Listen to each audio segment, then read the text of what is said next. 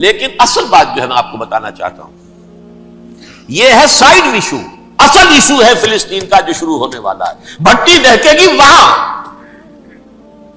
ظاہر بات ہے کہ اگر کوئی بہت بڑا اقدام ہو جاتا ہے فلسطینیوں کے خلاف، اور اگر واقعتاً مسجد اقصیٰ اور قبۃ الصخرہ گرا دیے جاتے ہیں، تو طوفان اٹھے گا عالم عرب میں. یہ حسنی مبارک ہو یا شاہ خالد ہو یا کوئی اور، یہ نہیں روک سکتے اس طوفان کو. نوجوان خون اٹھے گا، غیرت اور جو بھی حمیت ہے. مسلمان ان پڑھ سے ان پڑھ اور بالکل بے دین، وہ بھی مسجد کی حرمت پر کٹ مرنے کو تیار ہو جاتا ہے. مسجد تو بنا دی شب بھر میں ایمان کی حرارت والوں نے، من اپنا پرانا پاپی ہے، برسوں میں نماز ہی بنا سکا. وہ چاہے کانپور کی مسجد تھی مسلمانوں نے جانے دی ہے، چاہے وہ شہید گنج کی مسجد تھی مسلمانوں نے جانے دی ہے، چاہے نماز نہ پڑھتے ہو. لیکن یہ جو حرمت اور یہ جو حمیت اور یہ غیرت ہے، اس سے جو طوفان اٹھے گا یہ ہوگا اس ملحمۃ العظما، اس کی طرف پیش رفت ہو رہی. کتاب الملاحم سے احادیث کے حوالے سے یہ جن جنگوں کا حوالہ دیا حضور نے، پیشن گوئی کی ہے، اس کا نقطہ آغاز تھا خلیج کی جنگ. صدام حسین نے اسے کہا تھا یہ مدر آف وارز ہے، ام المحارب، یہ ایک جنگ نہیں ہے. اس کا نقشہ بھی حدیث میں موجود ہے، پیشن گوئی موجود تھی، اس وقت بھی ہم نے شائع کی تھی. لیکن اس میں جو جنگ اب ہونے والی وہ الملحمۃ العظما. ملحمہ کسے کہتے ہیں؟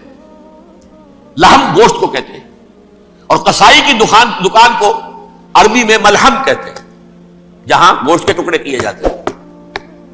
آج کل مشینوں سے ہوتے ہیں، اب جو ہے وہ ہاتھ سے چھریوں سے نہیں ہوتے، لیکن ٹکڑے ہو رہے ہوتے ہیں، جسموں کے چیتھڑے اڑ رہے ہوتے ہیں. ملحمہ، یہی لفظ استعمال کیا تھا حضرت سعد ابن عبادہ نے رضی اللہ تعالی عنہ یوم فتح مکہ.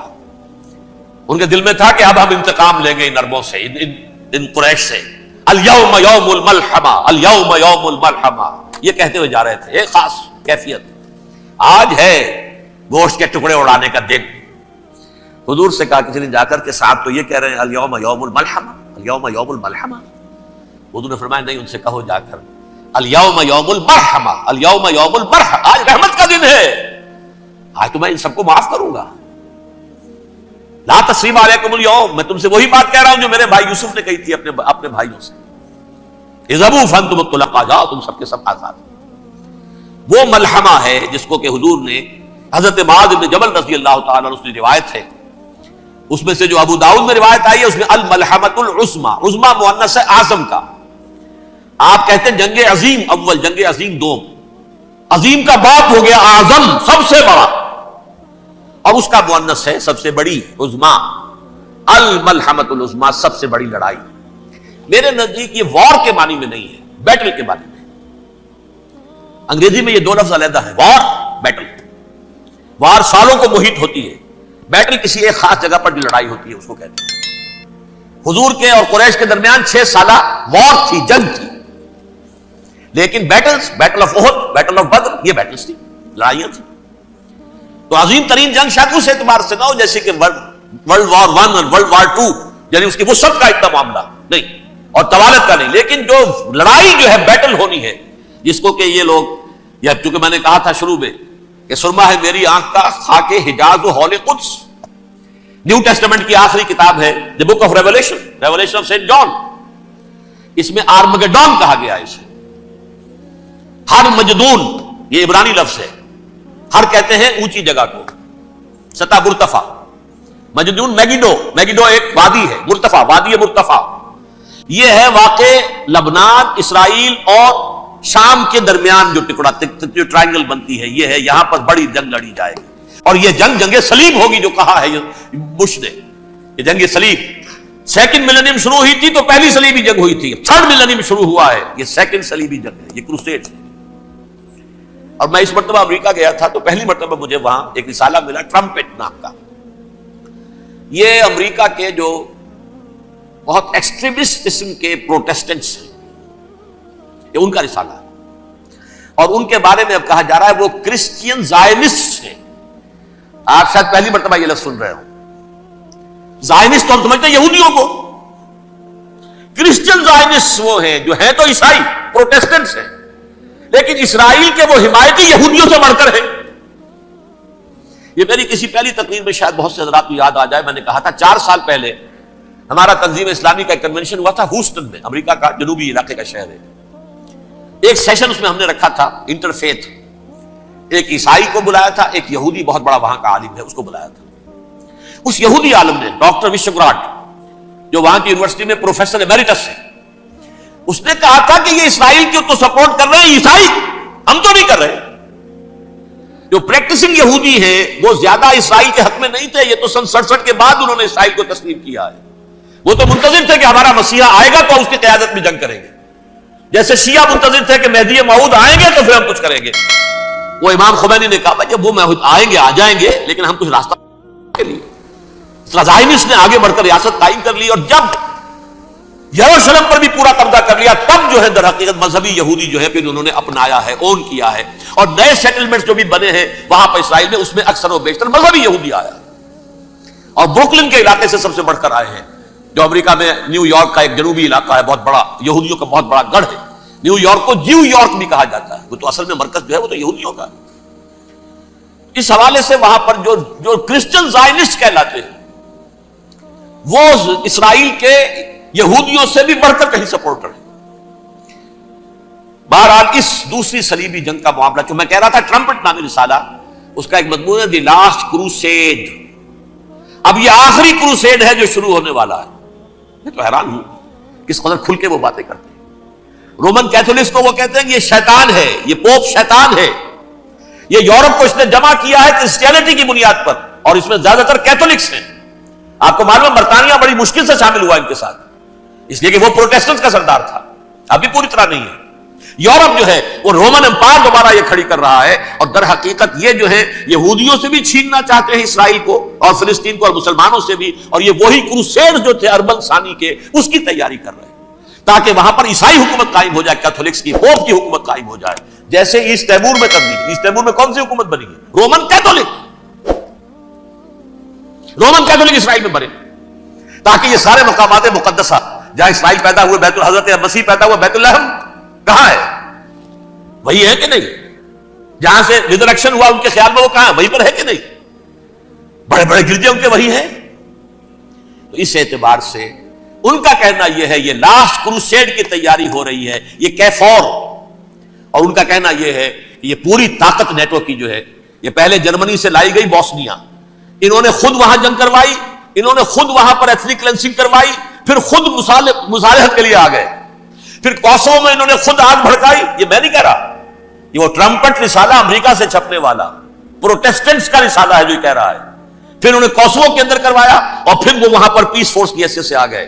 اب وہ میسیڈونیا میں کروا رہے ہیں اور وہاں داخل ہو گئے ہیں. اگلا قدم ان کا سائپرس ہوگا، سائپرس میں ترکوں کو اور وہ گریکس کو لڑائیں گے اور وہاں آ جائیں گے، وہاں سے ایک چھلانگ لگائیں گے اور یہ فلسطین میں پہنچیں گے، اور یہ وہاں پر ایک رومن امپائر، اپنی پرانی رومن امپائر کی طرح کی رومن کیتھولک ریاست قائم کرنا چاہتے ہیں. تو وہاں امریکہ کے عیسائیوں میں بھی کوئی ایک طبقہ نہیں ہے، کیتھولکس بھی ہے، کیتھولکس زیادہ نہیں ہے ہمدرد، لیکن اب تابع ہو چکے ہیں. اسحاق رابین نے جب یہ پیس ٹاک شروع ہوئی تھی، آپ کو یاد ہوگا شاید، کہ جب وہ آیا تھا واشنگٹن سے واپس فلسطین اسرائیل، تو پہلے روم میں رکا for an audience with the pope, اور پوپ کو اس نے ایک مرتبان سا پیش کیا تھا، حضرت سلیمان علیہ السلام کے زمانے کا مرتبان، اور کہا تھا دیکھیے 3000 برس تک ہم نے اس کی حفاظت کی ہے، اب یہ میں آپ کے حوالے کر رہا ہوں. اس کے بعد سے پوپ جو ہے بالکل رام ہو گیا، اور وہ عیسائیوں کے ساتھ اور یہودیوں کے ساتھ ان کا پورا معاہدہ ہو. اب پورا عیسائی ورلڈ جو ہے بحثیت مجموعی یہودیوں کے شکنجے میں ہے. البتہ ان کے اندر بھی جھگڑے ہیں، جو وہاں پر وائٹ کرسچن ملیشیاز ہیں وہ ایکسٹریمسٹ ہیں کیتھولکس، ان کے نزدیک دشمن نمبر 1 یہودی، دشمن نمبر 2 مسلمان، دشمن نمبر 3 جو یورپ میں کالے ہیں، افرو امریکن، چاہے وہ عیسائی ہو گئے ہوں، کوئی بھی ہو. یہ 3 دشمن ہیں جن سے انہوں نے کلینز کرنا ہے، صاف کرنا ہے ان کے خیال کے مطابق امریکہ کی سوسائٹی کو. اولاً یہود، پھر مسلمان، اور پھر یہ جو کالے ہیں. لیکن دوسری طرف پروٹیسٹنٹس کے اندر ایکسٹریمسٹ وہ ہیں جنہیں کہا جا رہا ہے یہ کرسچین زائنسٹ ہیں، یہ اسرائیل سے بڑھ کر سپورٹرز. بہرحال یہ اب جنگ ہوگی، اس کا نتیجہ کیا نکلے گا یہ تو اللہ ہی جانتا ہے. اب میں آخری بات کی طرف آ رہا ہوں. آخری نتیجہ تو جو بھی کچھ اپس اینڈ ڈاؤنز آئیں گے، تلک الایام نداولھا بین الناس.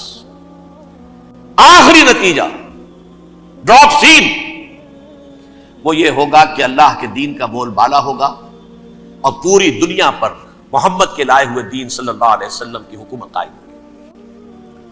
وہ گویا قیامت کی تمہید ہوگی، اس کے بعد بس قیامت آئے گی، کیونکہ مقصد کائنات، تخلیق کائنات پورا ہو جائے گا. پوری مخلوقات کے اندر مقصد تخلیق، کلائمیکس آف کریشن محمد الرسول اللہ صلی اللہ علیہ وسلم.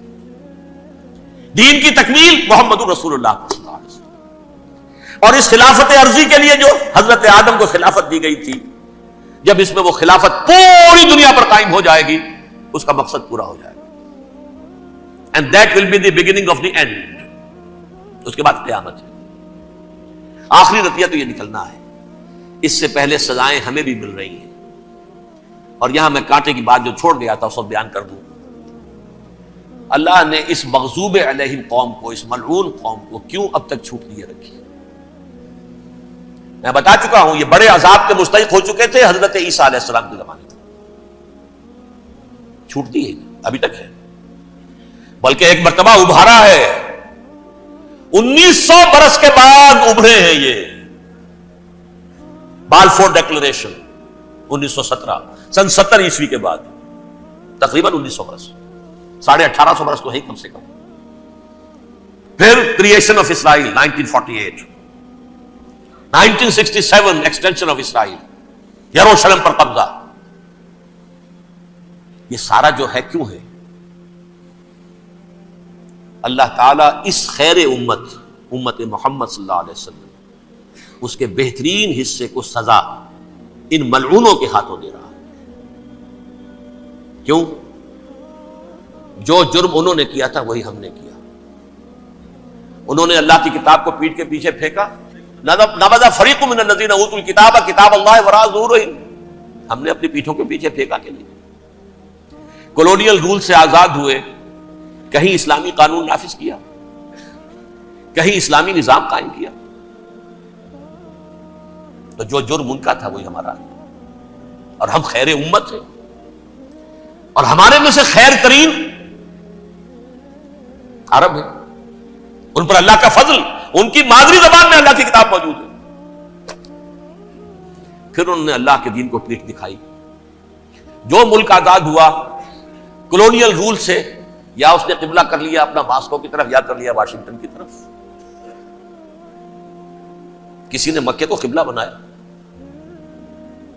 یہ بدترین سزا ہے. ویل للعرب من شر قد اقترب. اور ترمذی شریف میں تو یہاں تک روایت ہے من اقتراب الساعۃ ہلاک العرب. قیامت کے قرب کی ایک نشانی یہ بھی ہوگی کہ عرب ہلاک ہو جائے.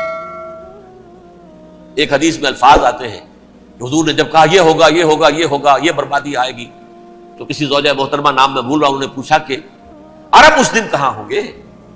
فرمایا العرب یومئذ قلیل، بہت کم.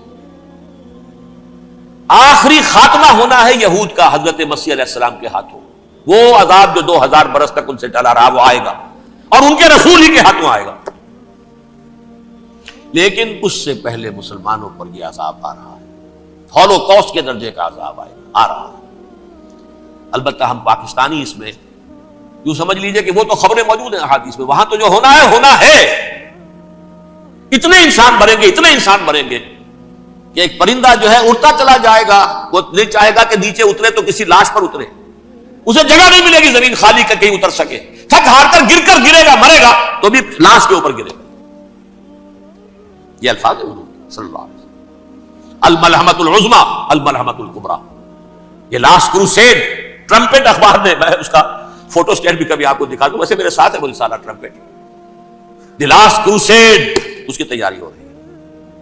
وہ الملحمۃ العظمی اور ملحمۃ الکبریٰ جو ہے وہ آنے والی ہے. ابن ماجہ میں کبریٰ کہا ہے، اکبر کا مؤنث کبریٰ، ملحمہ کبریٰ سب سے بڑی